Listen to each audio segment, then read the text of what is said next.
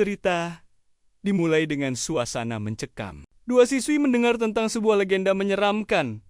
Diri atau Membering Baggins OTT Midnight. Mereka diberitahu bahwa siapapun yang terlibat akan terjebak dalam satu hari yang berulang terus-menerus sampai mereka menemukan seluruh potongan tubuh korban yang hilang. Namun jika Red Person orang merah menemukan mereka, maka mereka akan dibunuh dengan kejam. Keesokan harinya, sekelompok siswa tanpa ketakutan, "The curse continues. You will be killed." Kutukan Re atau member kembali terjadi. Kali ini di Kijima Starland, sebuah taman hiburan yang menjadi lokasi teror berikutnya. Cerita berpindah ke suasana sekolah. Kita diperkenalkan dengan dua karakter utama. Yamato Tanabe, siswa yang agak ceroboh, tapi punya hati baik. Rikuto Ikonos, siswa laki-laki yang ramah dan sering jadi bahan lelucon. Mereka sedang mengurus stan rumah hantu Re atau member di festival budaya sekolah. Namun, tidak ada pengunjung yang datang.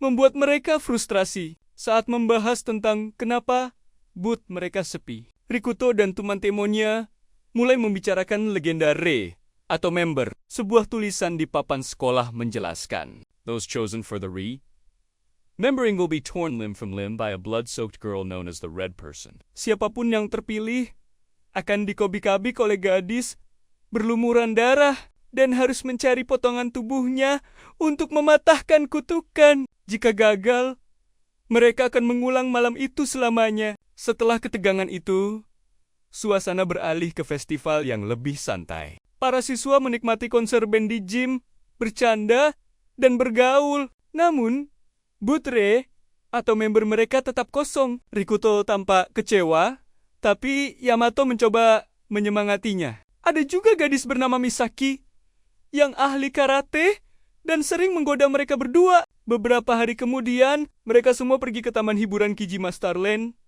tempat di mana Re atau Membering akan terjadi malam itu. Awalnya, mereka hanya ingin bersenang-senang dan melepas penat setelah festival. Namun, tanpa disadari, taman itu adalah lokasi kutukan yang sesungguhnya. Mereka bermain wahana, bercanda, dan mencoba menikmati hari itu. Tapi tanda-tanda aneh mulai muncul.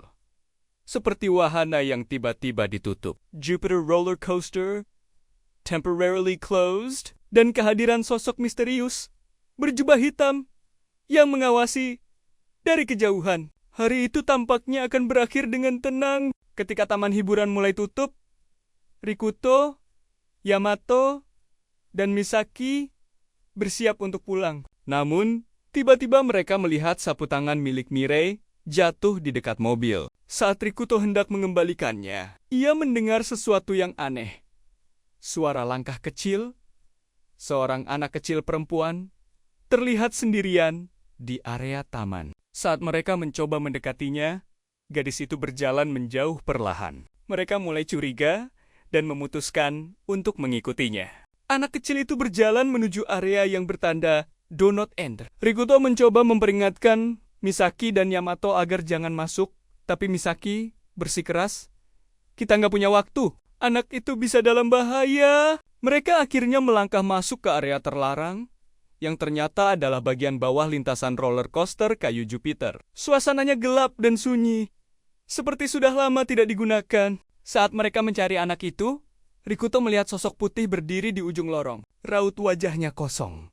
Rambut panjang menutupi sebagian wajahnya. Kemudian terdengar suara lirih, "Find my body." Seketika, tanah bergetar dan suara berderak menggema. Anak itu menatap mereka dengan mata hampa. Dialah Red Person, roh gadis yang terbunuh. Mereka berlari keluar secepat mungkin. Misaki panik dan bertanya, "Apa tadi dia bilang? Temukan tubuhku." Namun sebelum sempat menjawab, sirena taman berbunyi. "Attention all guests, Kijima Starland will be closing shortly." Semuanya berpikir itu hanya kebetulan dan berusaha menenangkan diri di bus pulang. Tapi Rikuto tidak bisa berhenti memikirkan wajah gadis itu. Malam pun tiba dan jam besar di taman berbunyi tepat tengah malam. Rikuto tiba-tiba terbangun di lantai taman hiburan Jam besar berdiri di depannya, berdentang tik. Yamato dan Misaki juga ada di sana, kebingungan. Tak lama kemudian, teman-teman mereka, Arisa, Teacup Guy, dan Mirai juga muncul. Seolah-olah semua dipindahkan ke tempat yang sama. Mereka tersadar, kenapa kita masih di Starland? Apa ini? Mimpi? Namun Rikuto berkata dengan wajah pucat, ini remembering. Di tengah aula utama taman, mereka menemukan peti mati transparan dengan bentuk tubuh manusia di dalamnya. Rikuto merasakan firasat buruk.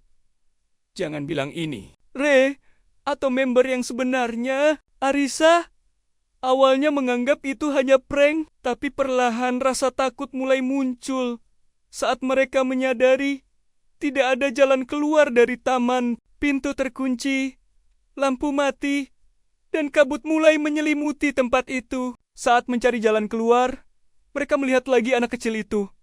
Gadis yang sama dari siang tadi. Ia berdiri di bawah sinar lampu, menatap mereka dengan dingin. Rikuto berteriak, "Hei, berhenti! Jangan pergi!" Tapi gadis itu berjalan masuk ke gedung kosong. Misaki mengikutinya dan menemukan gadis itu duduk di ruang kelas tua dengan posisi membelakangi mereka. Saat ia mendekat, tiba-tiba gadis itu berbalik, menampakkan wajah hancur dan mata hitam pekat. Tiba-tiba, dari balik bayangan, muncul sosok Red Person. Gadis kecil dengan tubuh membusuk, mata melotot putih, dan senyum mengerikan yang membelah wajahnya. Suasana menjadi kacau saat Red Person berjalan maju dengan langkah terseret. Tubuhnya gemetar. Aneh. Arisa menjerit ketakutan, dan sebelum sempat melarikan diri, Red Person menatapnya lurus, lalu melompat dengan kecepatan tak manusiawi. Red Person langsung mencengkeram kepala Misaki dari belakang dan mencungkil matanya dengan tangan membusuk. Jeritan nyaring menggema di seluruh bangunan. Rikuto dan Yamato yang berada di lantai atas berlari turun. Namun yang mereka lihat hanyalah Red Person yang menghantamkan kepala Misaki ke lantai berulang kali, meninggalkan bercak darah di seluruh tangga. Rikuto berteriak ketakutan, "It's the Red Person!" Namun terlambat, tubuh Misaki terkulai tanpa nyawa. Sementara itu, di area taman, Arisa dan Yamato mencoba mencari sinyal ponsel untuk minta bantuan, tapi semua ponsel hilang. Seolah-olah sesuatu menghapus keberadaan teknologi dari tempat itu. Saat mereka panik, tiba-tiba mereka mendengar melodi musik anak-anak datang dari komedi putar yang berputar sendiri di kegelapan malam. Tanpa sadar, mereka melihat Red Person berdiri di tengah arena, menatap lurus dengan darah menetes dari wajahnya. Di bawah kakinya, tergeletak tubuh Misaki yang sudah hancur. Arisa yang ketakutan berusaha kabur. Tapi musik komedi putar berubah menjadi melodi rusak yang menggema menyeramkan. Kuda mainan mulai bergerak sendiri, dan lampu-lampu berkelap-kelip merah darah. Tiba-tiba, sosok Red Person muncul tepat di belakangnya dan memenggal kepala Arisa dengan serpihan logam tajam dari kuda kayu. Tubuhnya jatuh di atas lantai, sementara kepalanya terpental ke arah patung kuda. Rikuto dan Yamato yang melihat kejadian itu dari jauh akhirnya menyadari legendare atau member bukanlah dongeng sekolah. Ini nyata, dan kini mereka benar-benar menjadi bagian dari kutukan itu. Misaki yang sempat mati tiba-tiba hidup kembali di tempat yang sama. Ia kebingungan. Tubuhnya bersih tanpa luka. Rikuto berkata gemetar, "Kita mati dan hidup lagi?" Mereka segera menyadari aturan mengerikan dari Re atau member. Kalian akan hidup kembali setiap kali mati, sampai kalian menemukan seluruh potongan tubuh gadis itu. Namun, setiap malam, Red Person akan memburu mereka lagi dan lagi. Ketiganya kemudian menyusun rencana untuk mencari potongan tubuh sang gadis agar kutukan bisa berakhir. Dalam pencarian pertama mereka di sebuah rumah boneka tua, Rikuto menemukan sepotong tangan manusia, dingin dan kaku. Mereka menyadari bahwa tangan itu milik gadis yang menghantui mereka. Rikuto berkata, "Mungkin ini bagian tubuh yang dia maksud." Misaki mengingat sesuatu dari penglihatan sebelumnya.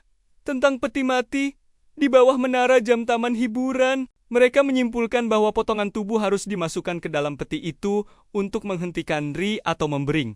Setelah menemukan potongan tangan gadis misterius, Rikuto dan Misaki mencoba membawanya ke peti mati di bawah menara jam. Namun sebelum sempat sampai, Red Person muncul kembali di depan mereka. Tubuhnya kini lebih rusak dari sebelumnya. Kulitnya mengelupas, matanya membesar tanpa bola mata, dan senyum lebarnya menampilkan deretan gigi busuk yang berderak seperti tulang retak. Rikuto menahan napas. Ia tahu bahwa monster itu hanya mengejar mereka setiap malam. Namun kali ini ia datang lebih cepat. Red Person melangkah maju dengan tawa mengerikan, lalu menyerang Rikuto dan memukul wajahnya dengan kekuatan luar biasa. Ia terpental ke dinding, dan darah muncrat dari mulutnya.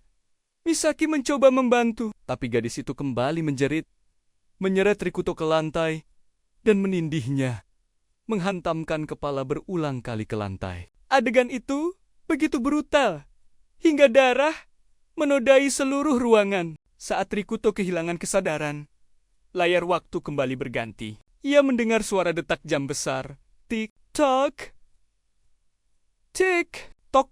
Rikuto terbangun dengan keringat dingin. Di sekelilingnya, teman-teman sekolahnya sedang bersiap untuk perjalanan ke Kijima Starland. Ia segera sadar, hari yang sama terulang kembali. Mereka naik bus dengan raut wajah yang sama dan instruksi yang sama dari guru mereka. Kita akan pulang pukul 6. Jangan tersesat. Namun kali ini, Rikuto, Misaki, dan Yamato saling berpandangan. Semua mengingat apa yang telah terjadi semalam. Darah, jeritan, dan Red Person semuanya masih hidup kembali.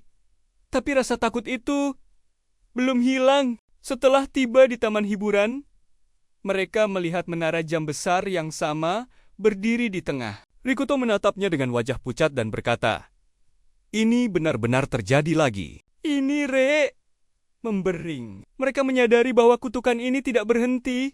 Bahkan setelah kematian, selama potongan tubuh gadis itu belum lengkap, mereka akan terus terbangun setiap pagi di hari yang sama dan dibunuh setiap malam oleh Red Person. Ketiganya sepakat untuk mencari tahu lebih jauh. Di sekolah, mereka menemukan papan informasi lama yang berisi foto-foto murid dan peta lokasi sekolah. Namun, di salah satu ruangan kosong, terlihat sosok misterius berjubah hitam sedang menandai nama-nama mereka dengan goresan tajam di dinding, seolah menandai siapa yang akan mati berikutnya. Misaki menatap poster itu dan bergumam lirih. Dia tahu siapa yang terjebak